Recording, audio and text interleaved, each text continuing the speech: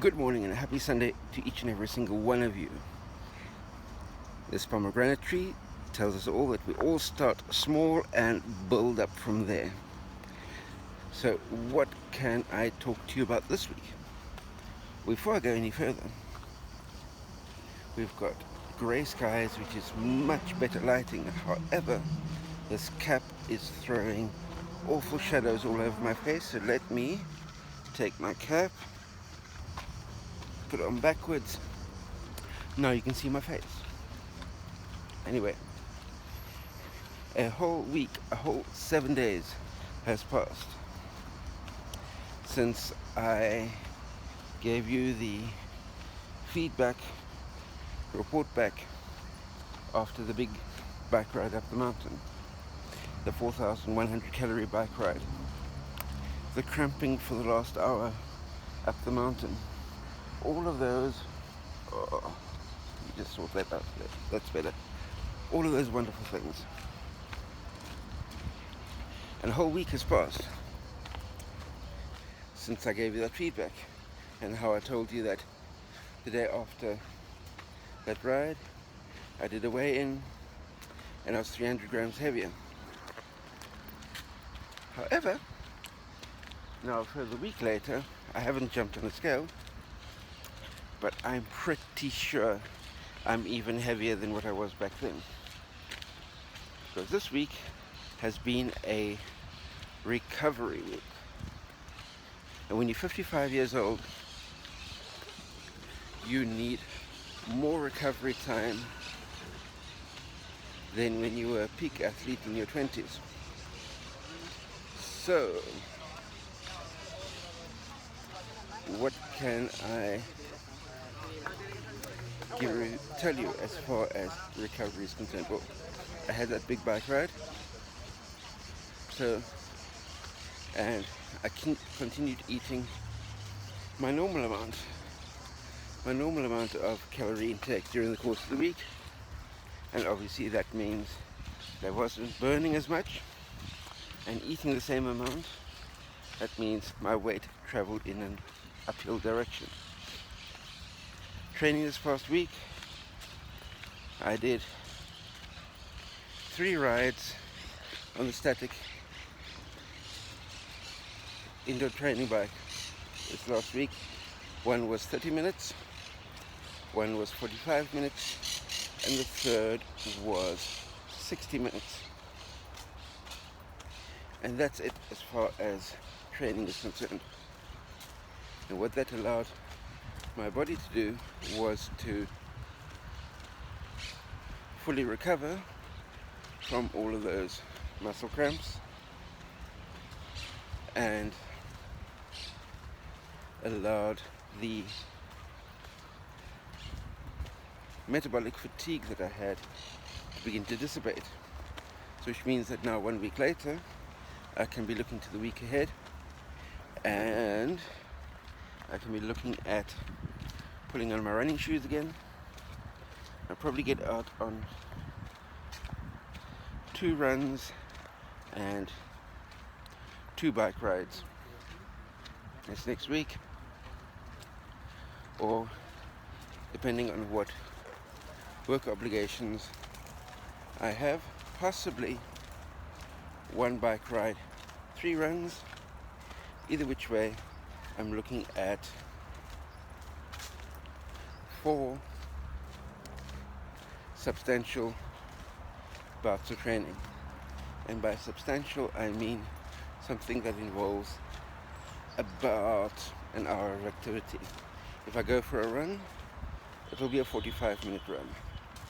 If I go for a bike ride, an outdoor bike ride, it will be a minimum of 90 minutes, probably 2 hours for the bike ride.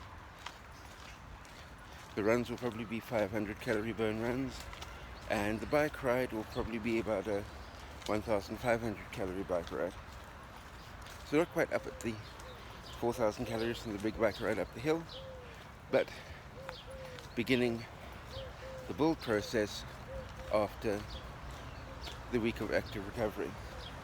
And as I begin the build process, because it's only been 1 week of active recovery, I'm pretty sure a couple of extra pounds that I've gained during the course of this past week will shed back down again pretty quickly, because especially after that big ride, my body is very much adapted to burning fat for energy. That's one thing that I did learn from the big bike ride, because I started the day on 1,500 calories of glycogen in my system, took in about 1,200 calories of fuel along the way, and burned 4,100. Obviously the balance had to come from fat burning, and I didn't absolutely crash and burn and bonk on that bike ride, so my ability to tap into fat reserves, of which I have many, to fuel the bike ride was entirely realistic. So I don't see any problem of being able to do that during this week going forward. But the important factor is that when we have a day of massive exertion, like last week was for me, that it's easy to just keep pushing straight on after that. But when we are in an energy deficit like that, especially at the age of 55, it's important to allow your body to adapt and allow sufficient time for recovery. But obviously that recovery involves remaining active, not just vegetating on the couch and eating potato crisps all week, eating potato crisps and drinking red wine, or eating potato crisps and drinking beer for a whole week, just because one big bite of one big bike ride. So these 3 stationary bike rides during the week help me flush out the lactic acid and prepare my body for the next biggish training block coming up.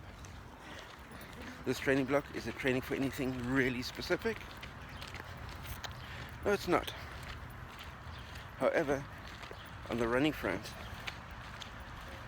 I would like to be able to get my running fitness up to I suppose what you can call 10k ready. In other words, if an opportunity arises with 24, 48 hours notice to run a 10k, I want to be able to know that I can pull on my shoes and run that 10k at a moment's notice. So that's the objective of the next training block, and obviously through that process we'll be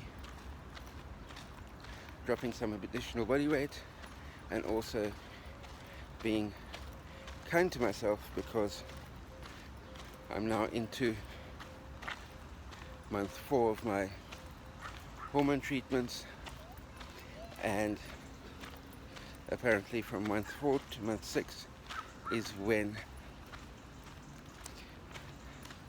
the new hormone balance starts really taking effect.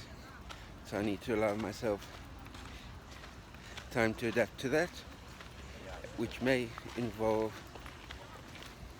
spacing my training in such a way that this 55-year-old body can recover enough.